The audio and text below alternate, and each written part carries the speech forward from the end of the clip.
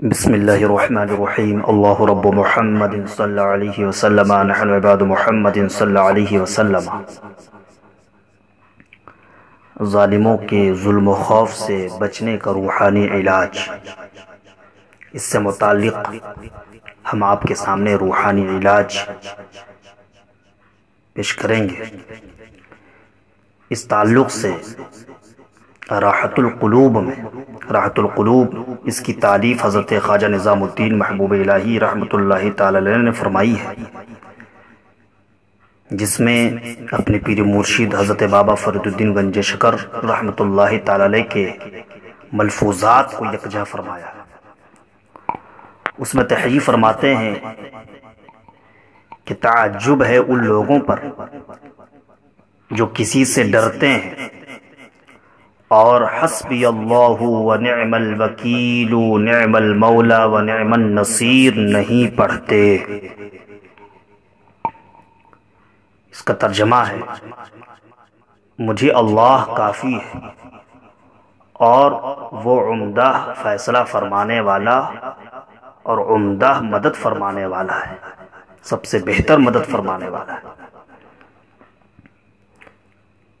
پھر اسی سے متعلق ایک حکایت بھی تحریر فرماتے ہیں کہ ایک بادشاہ تھا جو بہت بڑا ظالم تھا اور خدائی کا دعویٰ کرنے کا بھی ارادہ رکھتا تھا۔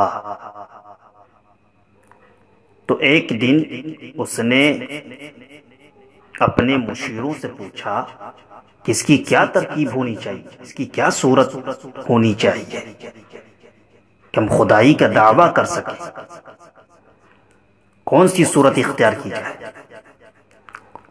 تو ایک مکار وزیر آگے بڑھا اور کہنے لگا کہ شہر میں جتنے پڑھے لکھے علماء ہیں سب کو قتل کر دیا جائے، قتل کرا دیا جائے،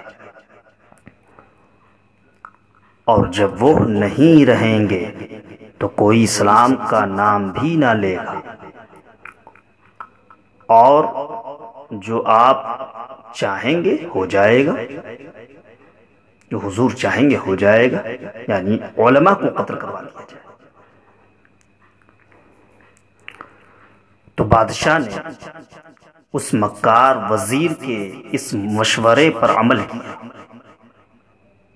اور علماء کرام جو تھے، علماء تھے جو دین اسلام کی اشاعت کر رہے تھے، ان کو قتل کروا دیا۔ جب قتل کروا چکا تو پھر اس نے اپنے اس مکار وزیر سے پوچھا اب کیا کرنا چاہیے، اب کون سی صورت اختیار کرنی چاہیے کہ اور آسانی ہو جائے۔ تو مکار وزیر بولا کہ کاتبوں کو بھی اب قتل کروا دینا چاہیے، یعنی جو کتابوں میں تحریر کرتے ہیں، مسائل شرعیہ کو، مسائل دینیہ کو، ان کو بھی قتل کروا دینا چاہیے تاکہ مکمل طور سے لکھنا پڑھنا ہی بند ہو جائے۔ تو بادشاہ نے اس وزیر کے اس مشورے پر بھی عمل کیا، اور جب عمل کیا کاتبوں کو قتل کر دیا جانے لگا، علماء کو قتل کر دیا گیا، تو مسلمان گمراہی میں پڑنے لگے۔ المختصر یہ کہ ان کاتبوں میں ایک بزرگ بھی گرفتار ہوئے۔ جب کاتبوں کی گرفتاری ہونے لگی تو ان میں ایک بزرگ بھی تھے جو حضرت خواجہ حسن بصری رحمۃ اللہ تعالی علیہ کے نواسوں میں سے تھے۔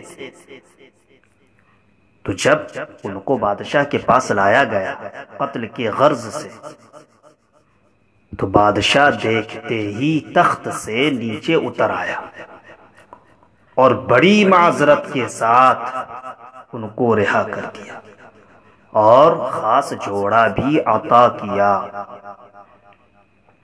تو جب وہ بزرگ چلے گئے تو بادشاہ نے حاضرین سے خطاب کرتے ہوئے کہا کہ جب یہ میرے سامنے آئے تو میں نے دیکھا کہ ان کے دائیں بائیں دو بہت بڑے سانپ منہ کھولے ہوئے کھڑے، اور اس کے منہ سے آگ کے شعلے نکل رہے ہیں،